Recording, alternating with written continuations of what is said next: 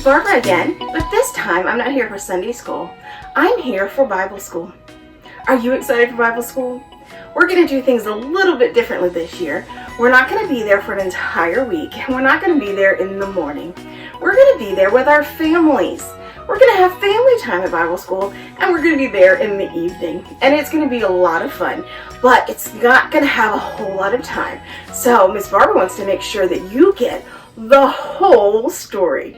So can you stay with me and make sure that you get the whole story so you don't miss any of it? Great. So we are going to talk about Noah's Ark. Do you remember that story from the Bible? Noah is going to build an ark because who's going to tell him to do it? God. God's going to tell Noah to build the ark. Let's begin our story at the very beginning. Long ago, when the world was new, there lived a man named Noah. Noah lived in peace and happiness with his family. God saw this and was pleased. God also saw that other people on earth were selfish and cruel to each other. God said to Noah, "I'm going to flood the earth and destroy every living thing on it, except for you and your family, and 2 of each kind of animal. It will rain for 40 days and 40 nights. To save yourselves, you must build an ark. Build it 3 stories high with many rooms. Make it waterproof with pitch. Stock plenty of food for all of those aboard." When they had finished the ark, Noah and his sons and their wives searched for 2 of every kind of animal. Every beast that walked and every bird that flew, every snake that crawled, toad that hopped, and lizard that crept. Sometimes it was an almost impossible task. All the animals were put in pens beside the ark. Noah's pasture looked like a zoo, but it was bigger than any zoo you've ever seen. Noah and his family also gathered enough food for many months. Hay for the horses, grain for the cattle, and meat for the lions and tigers. There was even a pile of carrots for the rabbits and plenty of sweet clover for the honeybees. Then in marched the animals 2 by 2, the long-necked giraffe and the kangaroo, the walrus and the wallaby too, up the ramp 2 by 2. Up the ramp flipped 2 slippery seals, and after them came 2 electric eels, badger and beaver, bear and gnu, up the ramp 2 by 2. We're going to stop the story there, but the most important part about this that we want to remember is that Noah walked with God.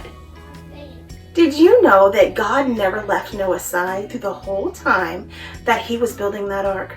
Do you know how old Noah was when he built the ark, when God talked to him? He was 500 years old. Do you know how long it took him to build that ark? 100 years old. So how old was Noah when that ark was finished? 600. When Noah was 500 years old, he was given his purpose by God. God specially gave him his purpose for being. Did you know that you have a purpose? And I have a purpose? And everyone in your family has a purpose? God made us that way. He wants all of us to fulfill our purpose. And maybe we don't know what it is yet, but someday we will. Because God loves us very, very much. And whatever that purpose is, he's going to walk with us. He's never going to leave us, just like he never left Noah. 100 years of building and hammering and sawing 3 stories tall an ark. And it was waterproof. And they didn't have Lowe's, and they didn't have Home Depot, and they didn't have perfectly cut pieces of wood. It took them a very long time. And Noah had 3 sons and 3 daughters-in-law and 1 wife. So there were only 8 people who had to do all that work and find all of those animals and make sure there was enough food for everyone. That was a super duper big job.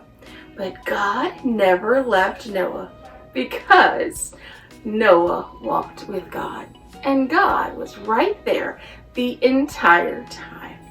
Let's say our memory verse for Bible school together. Are you ready?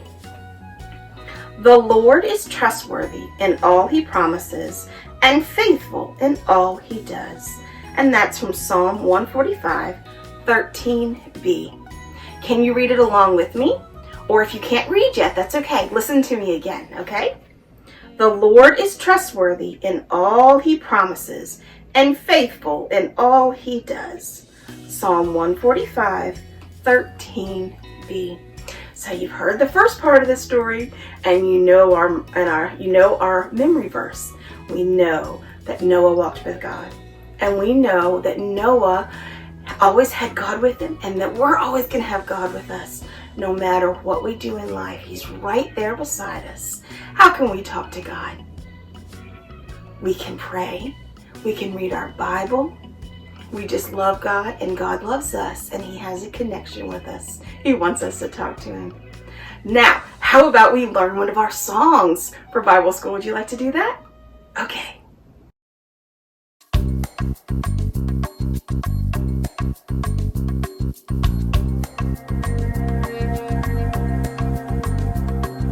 Two of this, two of that, two of every single kind. Two in front, two in back, marching in a straight line. Two of this, two of that, two of every single kind. Two in front, two in back, marching in a straight line. What do you call it when a man builds a boat?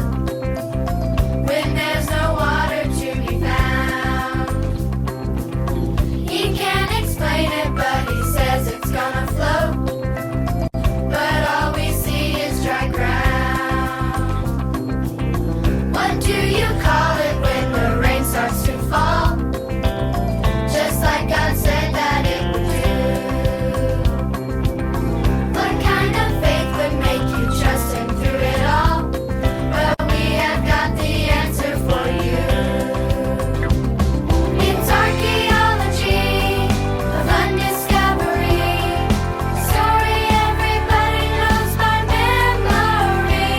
We'll take another look and see what we can see. It's not a mystery.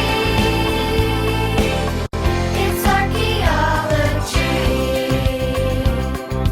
Two of this, two of that, two of every single kind. Two in front, two in back, marching in a straight line. Two of this, two of that, two of every single kind. Two in front, two in back, marching in a straight line. What do you call it when the ground starts to dry and all the clouds begin to fade? What do you think would cause a rainbow in the sky? The only thing we know is to say it's archaeology of undiscovery. Story everybody knows by memory. We'll take another look and see what we can see. It's not a mystery. It's archaeology. It's archaeology of undiscovery. Story everybody knows by memory. We'll take another look and see what we can see. It's not a mystery. It's archaeology. It's archaeology. Thank you for joining me for this little Bible school preview. I hope that you enjoyed part 1 of our story, and I hope that you remember that God is always with you and that Noah walked with God. Stay tuned for another part of the story. It gets more exciting.